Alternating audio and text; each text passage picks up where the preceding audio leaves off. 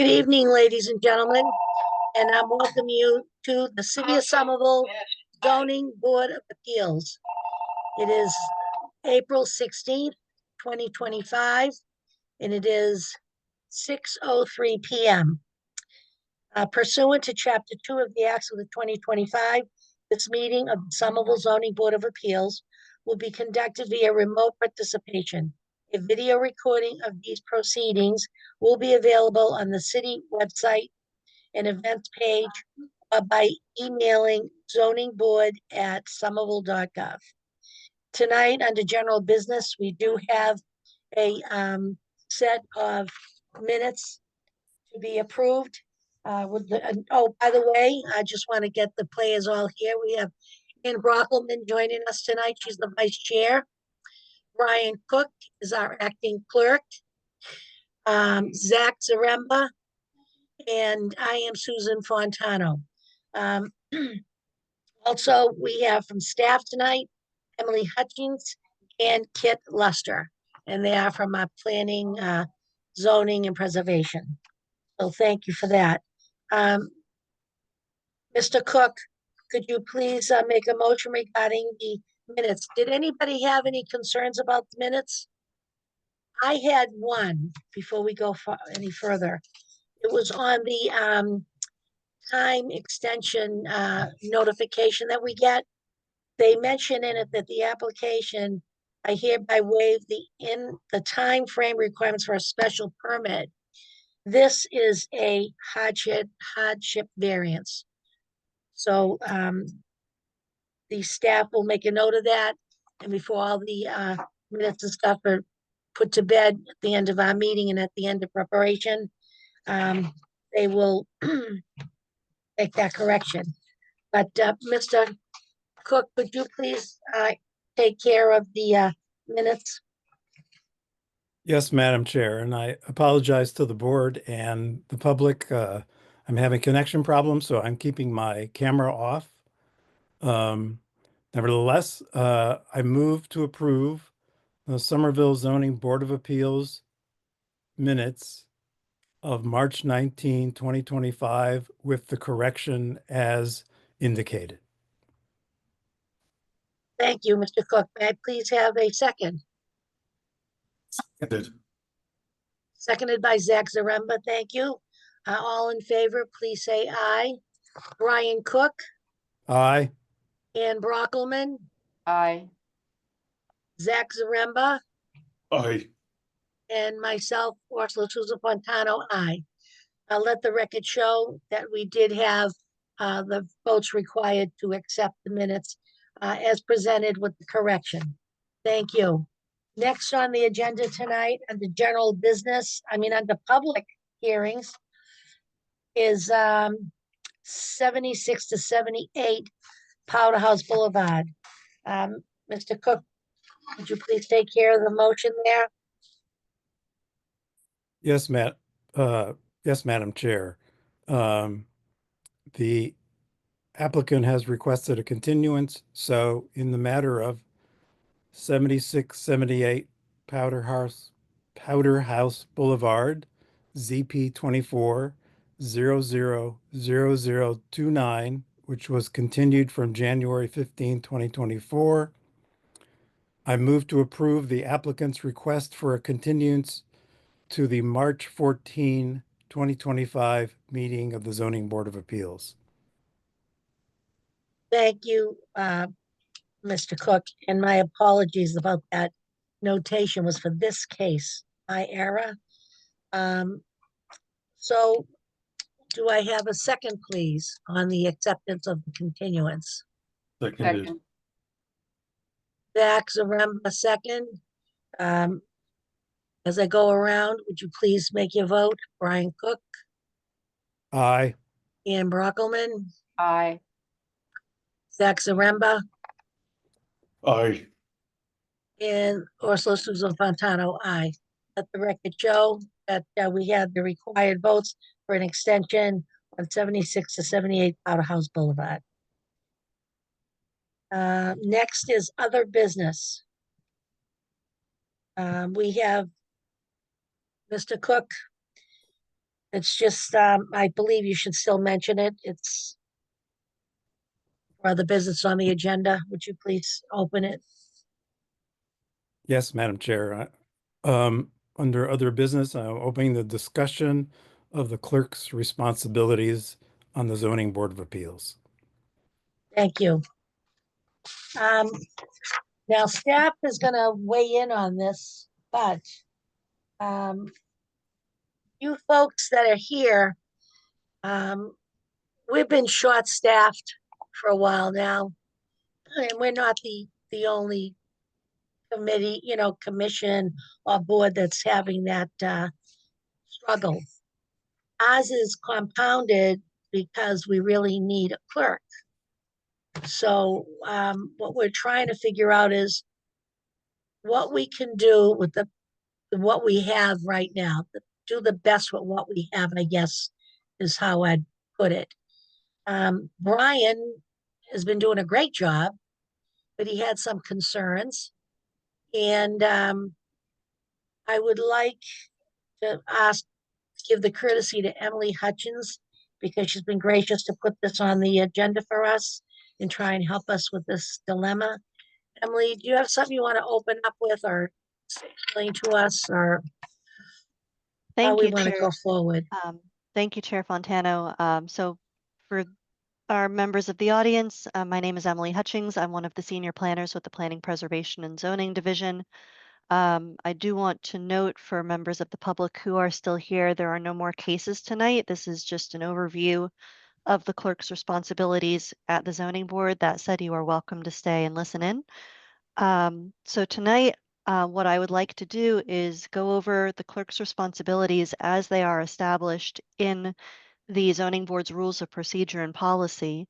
I'd like to go over what the clerk has been doing recently, and discuss if the board would like to see amendments to the zoning board's rules of procedure and policy, or if there are other ways that staff can assist the zoning board, and what additional training the board might want to see in the future to help members all be comfortable taking on roles like the clerk, the vice chair, and the chair, because you're all important members of an important board. With that, I'd like to note, Madam Chair, that Brian Cook's hand is up.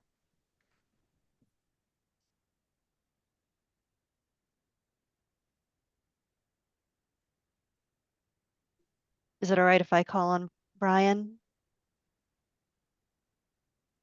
Brian, can you hear Emily? Yes, yes. I wasn't speaking yet. I was waiting. Um, I defer to Madam Chair, through you, I defer to Emily to complete what she wanted to say. I just wanted to provide context for why I raised a concern, but I think it's better to proceed as Emily was intending. All right, so with that, I do want to note I shared with all the members of the board the zoning board's rules of procedure and policy. They are up online if our members of the public would like to go access them. What I usually do is just Google Somerville ZBA, and it's on the main web page under rules of procedure and policy, or it might be rules of policy and procedure. Sometimes there's a mix up. But the zoning board is responsible for establishing their own rules of procedure and policy. This is under their enabling legislation that where they were created by the city of Somerville. The board organization establishes that the board is made up of 5 full members and 2 alternate members. And it establishes 3 officers, including a chair, a vice chair, and a clerk. And so the chair is the presiding officer for all board meetings. The chair's responsibilities include at least the following: ensuring orderly meetings and public hearings, whether it's through Robert's Rules of Order or other means, call for any necessary votes on matters before the board, appoint subcommittees as necessary or desirable, decide all points of order unless overruled by a majority of the board, transact official business of the board, request assistance from city staff as necessary or desirable, exercise general supervisory responsibilities for the board's work, and sign subdivision plan approval plans on behalf of the board as necessary. The vice chair's responsibility is performing all duties of the chair if the chair is unable to perform their duties.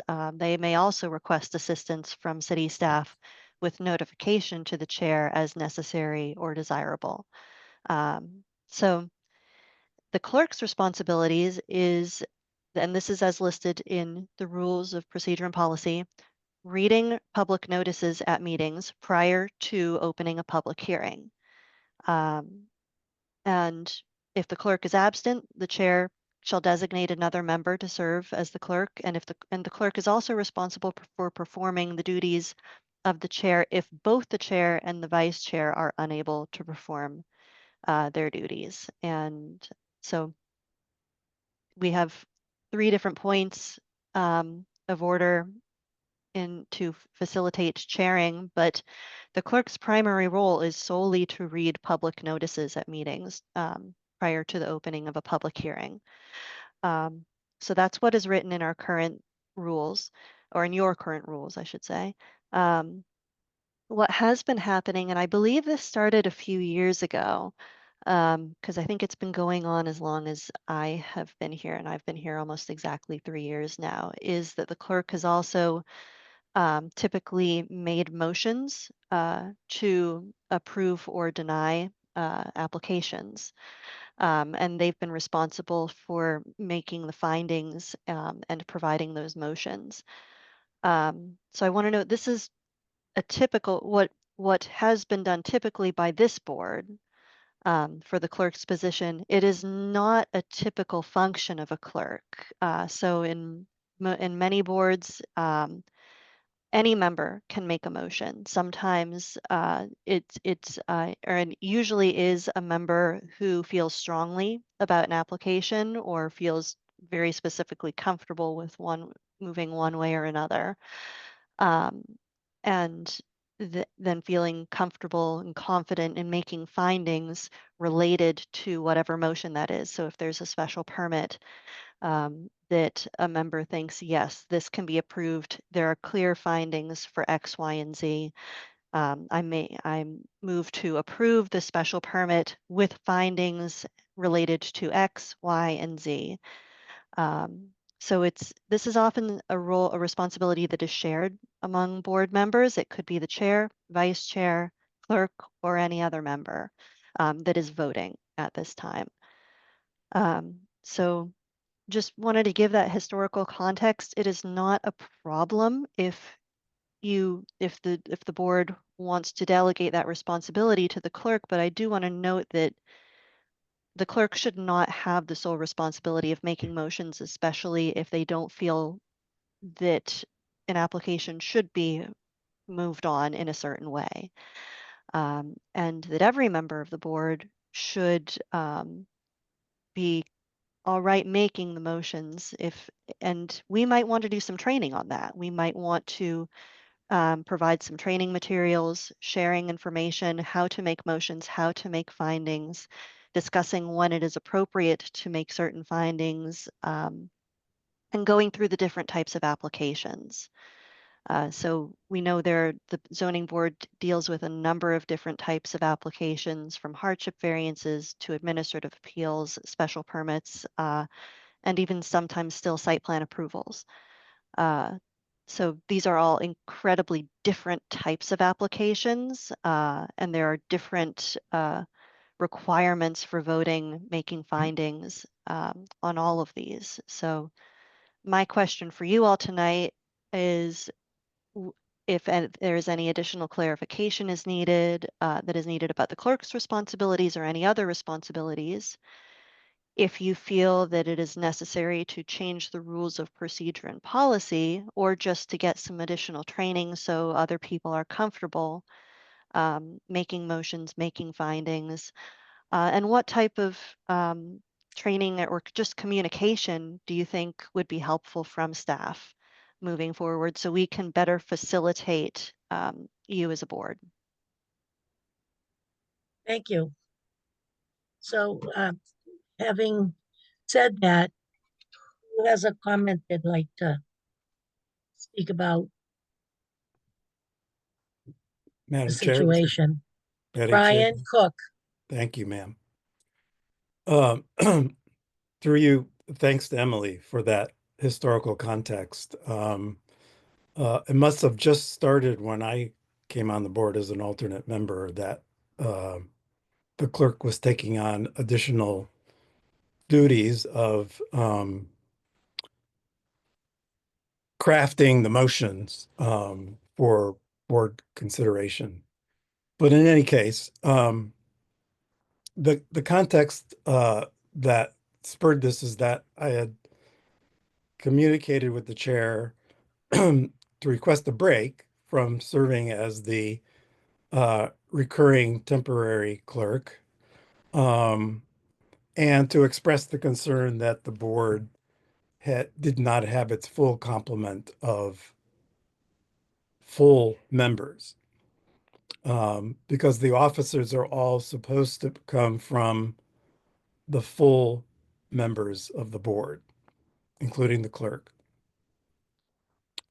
And in fact, we could not hold an election for a clerk because we did not have anyone among the full members who wanted to move their name forward as a clerk. And so we had to work with this temporary arrangement. So I was raising the concern both about as an alternate member only carrying the workload of the clerk, and secondly, that the city has not completed the membership of the board since one member had to resign because of a change in residence. And I was hoping that we might hear a little bit tonight about where we are with finding a fifth full member of the board. Nevertheless, I just want the members of the board to know that I'm willing to continue intermittently to serve as the temporary clerk until we have a full five full members on the board. But it would be wonderful if we could do a little bit of sharing of the tasks if we all still agree that those include crafting at least the draft motions. And I think it's actually a useful experience. It requires you to read the materials quite closely, to understand what is being proposed. And most of our applicants are actually quite good at presenting their case and identifying what, let's say, in the case of hardship variances, how they meet the criteria.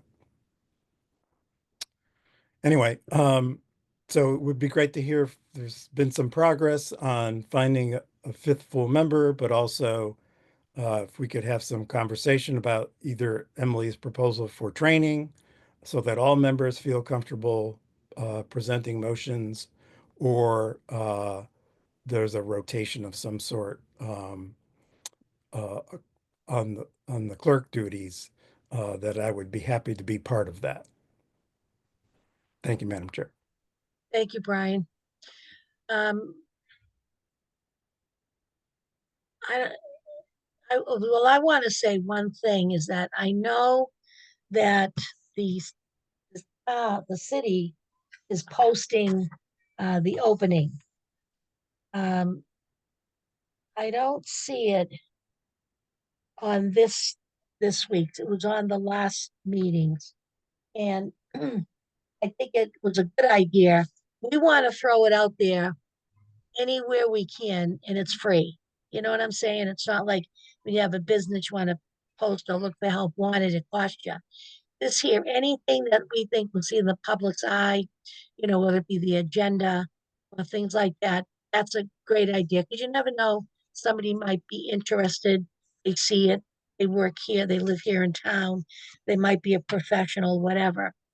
The second point is that do the counselors aware that we're shorthanded and that if they know anybody, one of their constituents that might be a good candidate to bring up to the committee, appointments advisory committee, to have them talk to them or look at them or fill out an application, resume, whatever we're doing these days. That's, I get it, and it's hard to fill these jobs. People are all so busy, but there's got to be somebody out there that we're missing. And one other thing I'll say before I turn it over to somebody else is that I never stopped and thought about what Brian just said about the last clerk. She was, making the motions and writing up some of the stuff. He was an attorney by trade. And I think we just fell into that. She was very articulate and could make motions, and they just roll right out beautifully. And she did a nice job, and she's bravely missed. I'm sorry we lost her. And I think it was a good point Brian brought out, because I was thinking, how did that happen? I mean, I knew other people that were clerks that were not professional attorneys or anything. I was one, and a couple before me, they were one, they weren't lawyers. And yet then we did have other lawyers on the board over the years, and they were clerks for a short period of time. So that's why I was initially looking for a paralegal, a rookie, maybe somebody who lives in the city and they go to school and they're in the law, they study in law or whatever. But they might want to apply for a full-time position, and they might take on the role as a clerk unless there's somebody else. I mean, I've been asking the board, and ask, my last ask, nobody was really interested. And I even asked our two alternates, they wanted to be, one of them would like to become full-time and do clerk work, and they weren't interested. So I think we got to just try to get the word out. Maybe we can draw from the school. I mean, we've got Tufts right here. We've got other schools all around us, MIT, Harvard, whatever.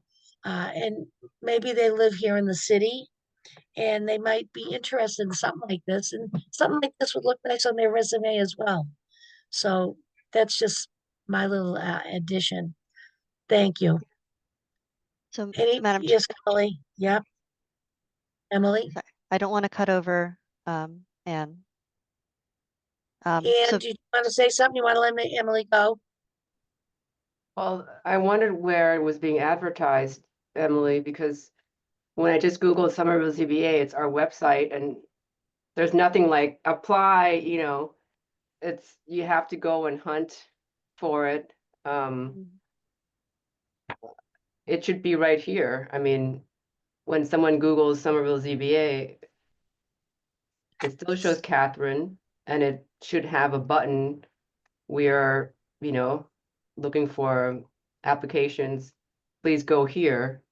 That's like the first Google search. So I'm not sure how widely it's being advertised, but as Chair Fontana says, perhaps at beginning of every meeting, we could just say, we're looking, please go to this website, or when you publish the agenda, even at the bottom, here's the website, we're looking for members. It needs to be everywhere. Obviously, the word is not getting out. Unless you're saying unless I'm mistaken and there's a lot of applications and it's actually going through the city process, which also is slow. So I don't know, are you getting applications or you're not, or? Madam Chair, through you, I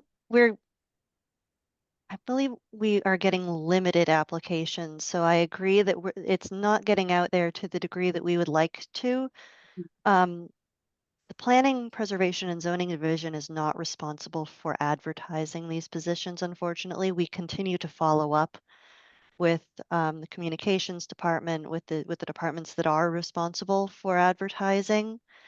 We also continue to follow up with our department that's responsible for updating the city website and the web pages, including the zoning board. And we can follow up again. I think, Kit, we can make a note to reach out and ping them again on this. But this is one of those things where we can encourage these best practices, but we are not permitted to implement them ourselves. So I agree that ideally it would be up on the ZBA's webpage, and that it would be posted. I know that this is, I think, the case for a lot of other boards and commissions as well.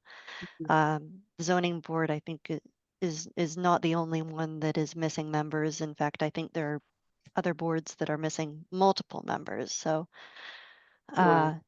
it's a process, but any place that you think you would like to share about this information, we encourage you to do so. And in the meantime, You want to email us a link, then we can forward it?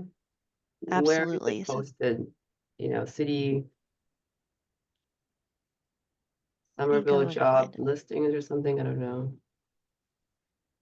Wouldn't that number, we'd also, does the appointment advisory committee, those are made up of citizens? Yes, but the Appointments Advisory Committee only comes in once you have a certain number of applicants Candidate. yep, so they do not have responsibility for actual advertising, posting. They only review applicants once they come in. And do they go to HR? No, board and commission members do not go through HR, to my knowledge. I might be missing something, but that is what I believe. That said, I want to note that Zach has had his hand up and Brian also has his hand up. So I want to make sure I'm not speaking over them. Who would like to speak? Yeah, Oh, Brian, I'll go. go Sure, ahead, I'll go Zach. for Yes, it. please. Just a couple ideas. I don't know if this would be a conflict of interest, but Councilman Jake Wilson, who's also running for mayor, writes a pretty popular newsletter about what's going on in Somerville. So, and I know that he's been active with the board, the ZBA before, so he might be a good person just through his newsletter or otherwise to spread the word about it. He also posts frequently on Reddit, which has a pretty robust Somerville page, which people love to go and complain about zoning. So it might be a place to find someone who would be interested in this. I agree on the city website. It's sort of buried. All the vacant openings on all the boards are under something called Get Involved, Be Somerville, which doesn't really translate to like job openings, or it sounds like something where you could just be like doing like a park cleanup or something volunteer like. So when I joined the board, I just knew I wanted to be on the board, so I found it, but that's probably not frequent. So I could reach out to Jake and email him if that's permitted. I don't know if there's any rule about that kind of thing, but I do agree that this is taking too long. So whatever we can do to be proactive. You, Emily, is that something that we could, if we feel we have a relation with one of the counselors or somebody we're friendlier with, and you're talking to them, or is it something that could come from? However, you never said where it does go to. It doesn't go to HR. It doesn't go this, but where does it go to? You just ask the mayor if it's okay? So the zoning board at somervillema.gov initially receives the applications. We share them with the department that supports the Appointments Advisory Committee. So they will then organize them. So we receive them first. Oh, But you we do? don't, Okay. yeah, we don't, You but don't solicit we're them, but you basically get them. processors. Right, exactly. I get it. We get it. So, Because but I know that's to how I answer, got on. My alderman asked me if I'd be interested because I was doing other things, go to meetings like Zach said, getting involved. And he said to me one day, "Hey, would you like to be on the zoning board of appeals?" And that I was at the time I was on historic preservation. So these counselors know their constituents. They know people who get involved. They know the ones who care about the schools, the streets, the traffic, whatever the agenda is. And I would think if we could either you talk to your counselor in your ward, like I know my guy's Matt McLaughlin. Zach knows his guy, and I'm sure Ian knows hers. if we just say to them off the cut, like, hey, you see any talent out there or anybody interested in coming on board in the city on any committee? I mean, it doesn't, just maybe get their little, you know, thinking they might find somebody for any of the multiple boards we have. Yeah, They might and do it Madam better Chair, through than us. Yeah, you, to answer Zach's question, yes, you are certainly permitted to reach out to a counselor individually. The only thing that the primary thing that open meeting law limits you from doing is discussing cases with other board members outside, and you really shouldn't be discussing the cases, period, outside of period. the meetings. And although you're welcome to reach out to us with questions that we can answer in a public forum, but you are certainly allowed to reach out individually about things like membership, saying, hey, if you know anyone, or please publicize it in this way. That is something you are welcome to do. Right. I believe, Ann, did you have your hand up again? Brian does. Yes, but Brian could go. Okay, Brian? Thank you, Madam Chair, and thank you, Ann. Uh, it's hard to know what the city administration's priorities are in terms of functions and policies. I mean, I would be surprised if they didn't think that the citizen boards that are responsible for land use weren't at the top of their concern. So, I mean, certainly from my point of view, the zoning board and the planning board should be at full capacity because citizens need decisions to be made. They need permits. They need special permits and hardship variances, and things are going on in the city. So perhaps we can convey that as part of our communication with our members of the city council about the need for finding folks who might want to serve on the zoning board. And Madam Chair, through you, to Brian's point, the zoning board is a quasi judicial board. You have permit review authority. You have the responsibility to make very clear decisions. And if you don't have a quorum to vote on a matter, there's a risk of oh goodness, I just had the term and it's gone out of my head. Constructive approval, which means if you've reached a certain deadline, you haven't made the decision you need to, doesn't matter whether you want to vote for or against it, it's approved.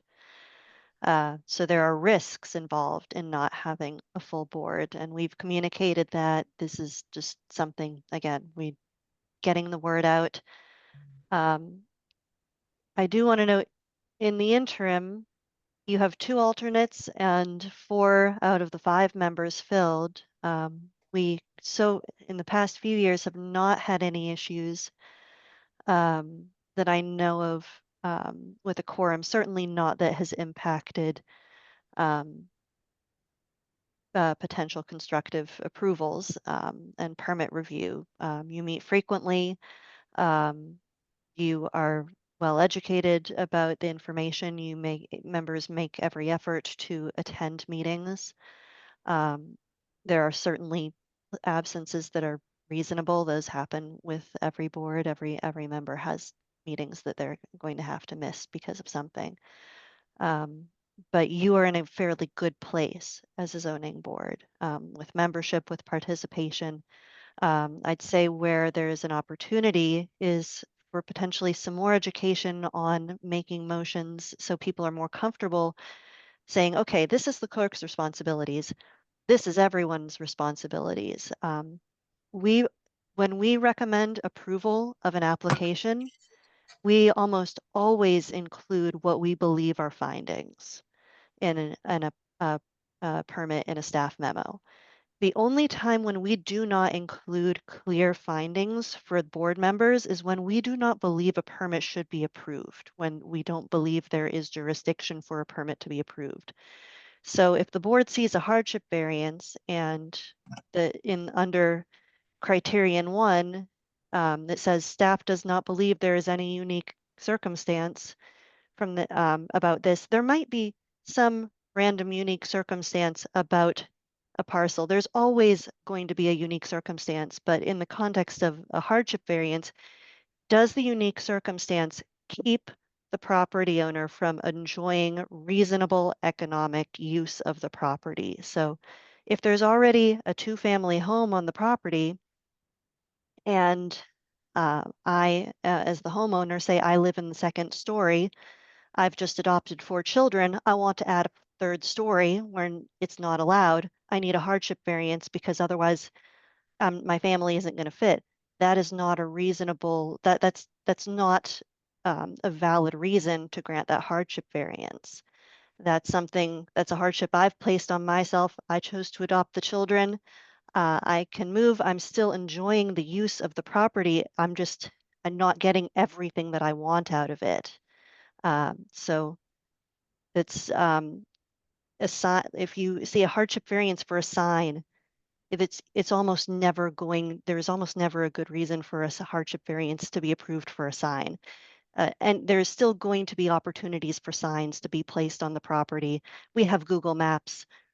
A sign that the property owner or a business owner wants and doesn't get does not keep them from enjoying reasonable economic use of that property. So again, this is just an example of potentially maybe some training that we can have, so then you can see what criteria, what findings we review, we recommend. You can use those to help people get comfortable making their own findings, making their own motions. And I apologize if I've gotten too into the weeds, and I didn't want to make this about like this is this specific permit, and so this is what needs to happen with this permit. That's not necessarily what this is about, but this could be a jumping off point to say, I want more information on this. I want to talk about this. I want more training on this, or no, Emily, I think you're absolutely wrong, and this is how it should be. Thank you. Ann Bruggelman,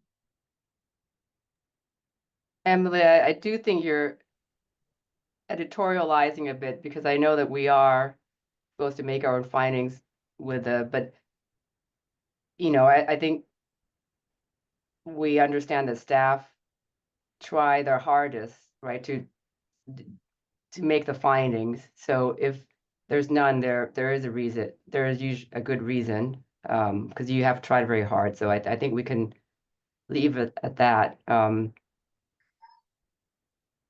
There's two things, other things I kind of want to comment on. One,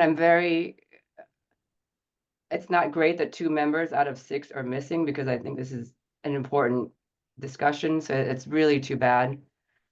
The second one is, well, two more issues.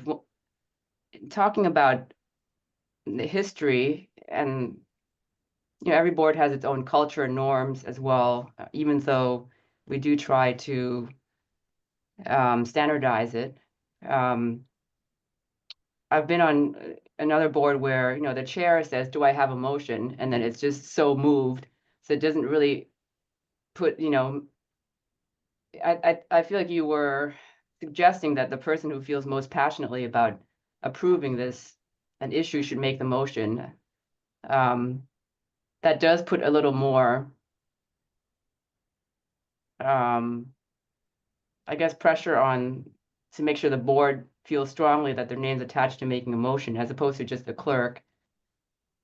People may feel differently about that. I mean, personally, I think the clerk making a motion doesn't bother me at all. If I was a clerk, I could make the motion.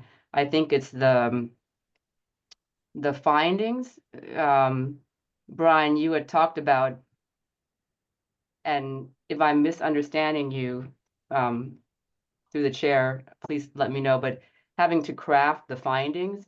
And it's my understanding that we read the cases, we come to the board informed, make the site visits, all that, but the findings is done through deliberation together as a board. And yes, staff has written what they feel are their findings already, so we can adopt those or we can discuss them. So I've never felt that I needed to come prepared with, especially with hardship, because you're not supposed to come pre,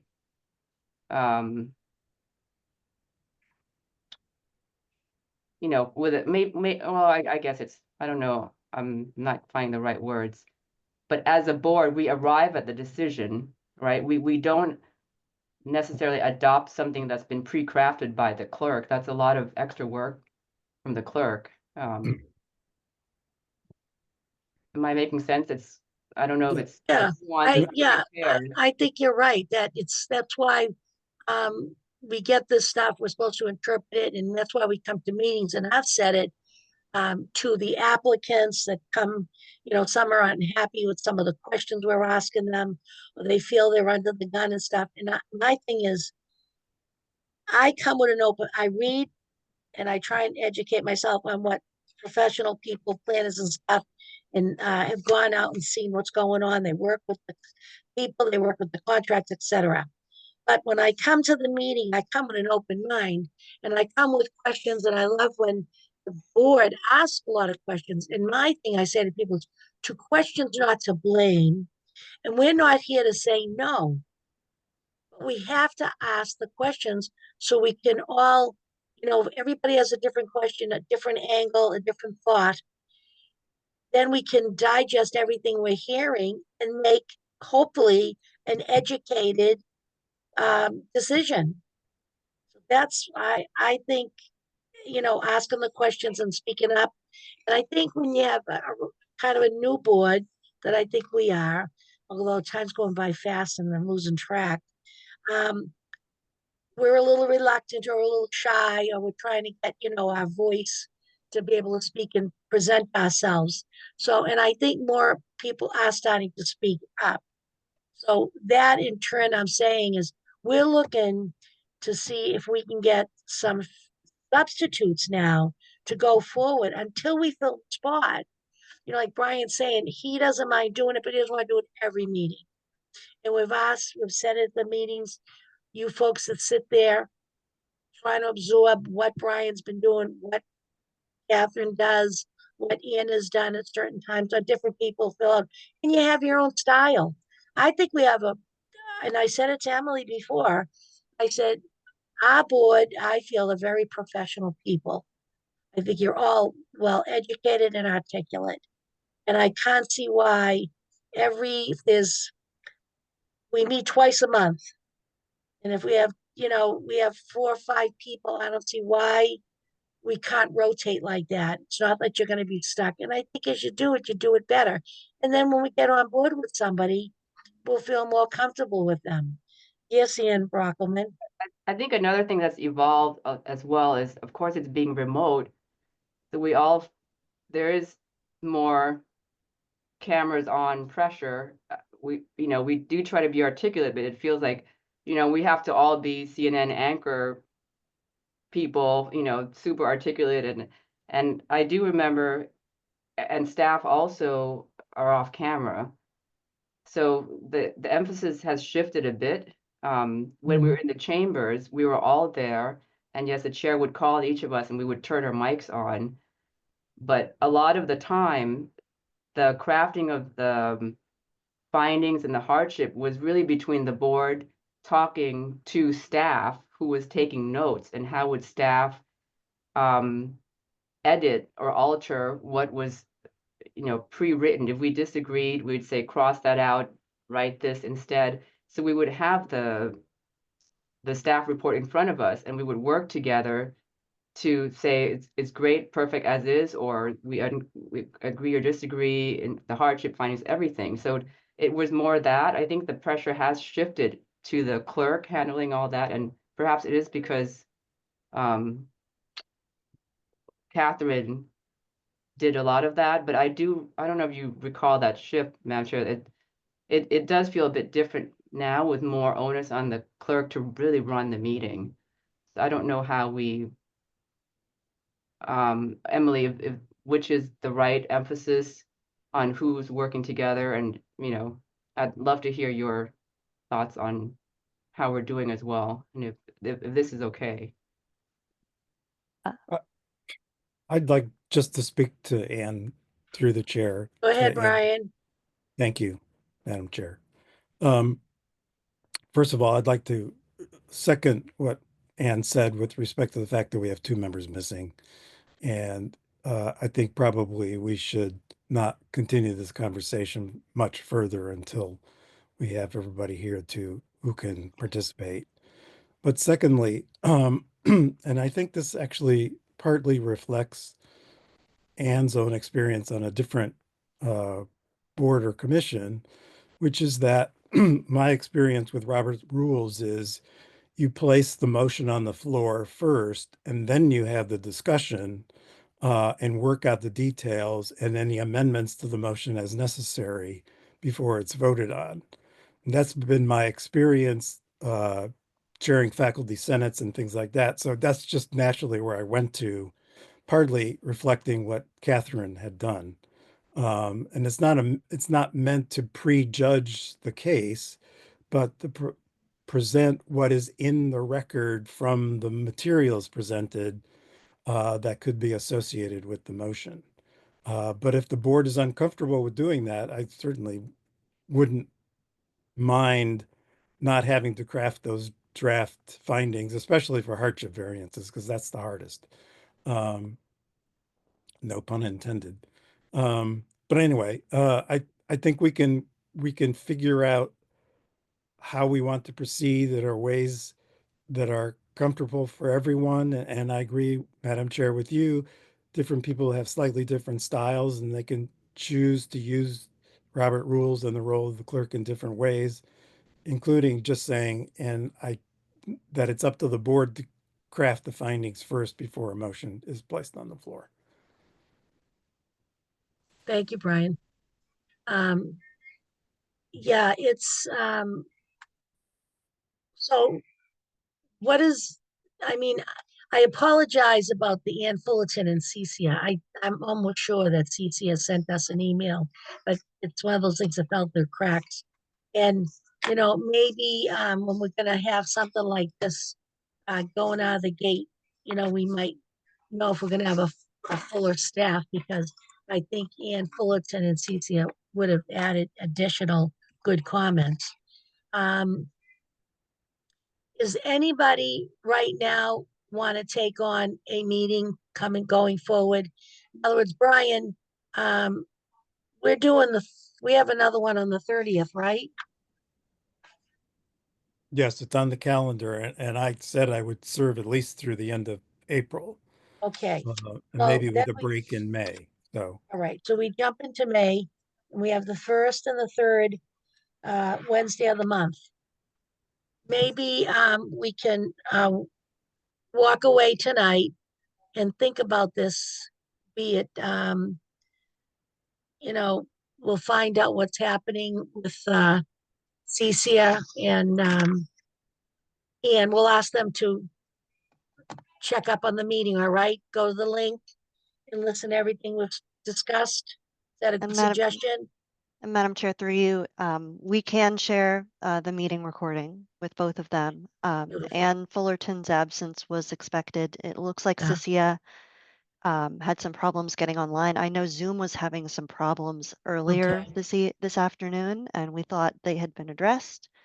It looks like they might not have been completely, which is unfortunate, but regardless, this is still a public meeting. We have a public record of it. The recording is going to be accessible to anyone who would like to review it.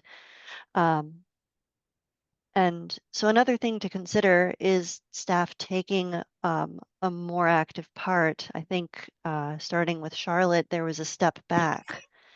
And I think that might have been intentional to allow the board to have a little bit more autonomy and start making motions and findings. But there are several boards that have stronger acting staff, for example. So as a city council, the city clerk is the guiding staff member, and they will call every motion, they'll call every item on the agenda. They will read the public hearing notices to open meetings. They are effectively the clerk. They are the city clerk. It's simply a staff position. And so if that is something, it's a responsibility that the board would like staff to take on, we can work on that. We can work on being more active in supporting the writing of motions and findings, writing down what the board has said and saying, okay, this is what I have heard. Is this an accurate representation of what you have said? So that is certainly something that could be considered. And perhaps this could be put on the next agenda where we do have a full board, so everyone can then participate again. But again, I do want to note, related to findings and motions, usually in the staff memos, all of the information that is needed to make all the findings and motions. If staff feel like they can recommend approval legally that meets all of the criteria, we include all of that information. It is only when staff doesn't feel that an application meets the criteria for approval that we will not include information that board members that can then use in findings, because we simply can't find them based on our analysis. So again, that's a related, but I think separate matter on discussion of different types of applications, how to review them, different processes. And again, like we've had, I think, Madam Chair, you've reached out, I think others have reached out about training opportunities. And that's also something, if there are specific things you want training on, do reach out to us. You have Kit's email, you have my email, you have the zoning board at somervillema.gov email. That is the official zoning board email. We're happy to take those requests and then come back with some additional information, training sessions that we can provide to you ourselves, or training sessions that we can share with you that others provide. That said, I think if there are opinions on how involved you want staff to be, we can look at that as well. Right, so what I'd like to do right now is, so we're gonna get a hold of the meeting for Cecia and Ian. We're gonna talk about this again, put on the agenda for April 30th. How's April 30th shaping up? Is it a busy night? Madam Chair, that's going to have at least 3, probably 4 cases on it. You might want to schedule for another night just because of all those Well, that's cases. why I'm kind of putting it on your lap and, Kit's, that we're willing to have another meeting about this. And in the interim, we can maybe do some of the things that we spoke about. But also, if it's gonna be a late night, that's not, it's not I don't think it's comfortable, So you have to keep us, me, whomever posted, Ann and I posted, and we can, figure out whether we should let everybody know it's a busy night, or the one in May, it seems to be a light agenda. We were thinking of putting on the bottom and other business. Are you interested in? Or check with Kit and myself, who's not coming to play, you know what I'm saying? Who's not coming in? Because I do know there are different people. I've been trying to write it down. I felt bad. I thought I heard from Cecia one time, but maybe that's past. So, yeah, Ann was down for tonight. She's not in. And May 4th, let's see. I'm sorry. So our next meeting is the 30th. From the 30th, then we jump to what? May what? I don't have the whole month in front of me. Ladies, next meeting in May after 30th. Looks like May 14th is the next meeting. Okay. Yeah, I don't have anybody marked absent for that night. That's the only one in May also. That's it. Okay. Yeah, this So- was a quirk of because of No, as the because of planning. planning board, zoning board, first, second Wednesday of the month Yeah. thing, where we had a third meeting in April rather than a first meeting in May. Okay, so we'll all just, yeah, so then we go to June 4th, no one's out that night. So we'll see what happens after the 30th on the next couple of meetings, how they fill up. And we can all be working, you know, now that we're all on the same page and start thinking proactively. If we have different ideas, we'll call the office and let you folks know. You know, and tell us if things aren't right or not. You know, there's some things you might say, you know, we gotta do that at a public meeting, you know. Or no, there's nothing wrong with that, go ahead, or we got some ideas ourselves. And I think Ann hit on a note for me that I've observed. When you're on a venue like this, you are under the gun, the camera's on you the whole time. You don't, when you speak, you know, it's the electronics as well. You zip it in, you zip it out. It doesn't, Zoom didn't work tonight, you know, different types. And I think we sit back, and I think when you're in a room all together, you do have more of a jam session. And you, even though you can follow the Roberts rules and have some sanity and demeanor of the meeting, I think you're more apt to say, well, you know, you raise your hand quick and you'll say something and it's done. And you guys were always sitting across the horseshoe from us, and we'd say, well, who's work, you know, who's working? You were more apt to say, oh yeah, it was this and this and this. So, and I think you touched on a good spot. Does anybody else have anything they want to close with? Are you happy with us getting into this and talking about it? Yes, Good. Madam Chair. Thank you. Thank you, Brian. Emily, thank you, and Kit for really helping us out on this. We all want to do a good job, and I think we have a great team. And you just gotta give us a little more education. Maybe we'll feel more comfortable when we make our motions, and we're, you know, like you said, these are legal things. You know, this is legal stuff. You can't just, you know, keep throwing it off the cuff. And you know, that's how mistakes are made when we do stuff like that. So anybody have anything else to talk about with different than the clerk on the responsibilities? Anybody else? No? Okay. And I mean, it just so happens the people in front of me, you always let me know when, yeah. So, but keep on letting us know, you know, let me know in the staff, or just let me know, I'll let them know. And thank you for everything, everybody. Any other business? No? Motion to adjourn. Okay, we have a motion to adjourn from Brian Cook, the clerk. Do I have a second? Moved Second. by Ann Brockelman. As we go around, I have Zach Zaremba I to adjourn, motion to adjourn. Susan Fontano, aye. Ann Brockelman Aye. and Brian Cook. Aye. That the record show that the motion was carried by all voting members of the board. Thank you, everyone. Thank you, Madam Happy Chair. holidays. See you soon. All Thank right, you all. thank you. Have a good night. Good night. Thank you.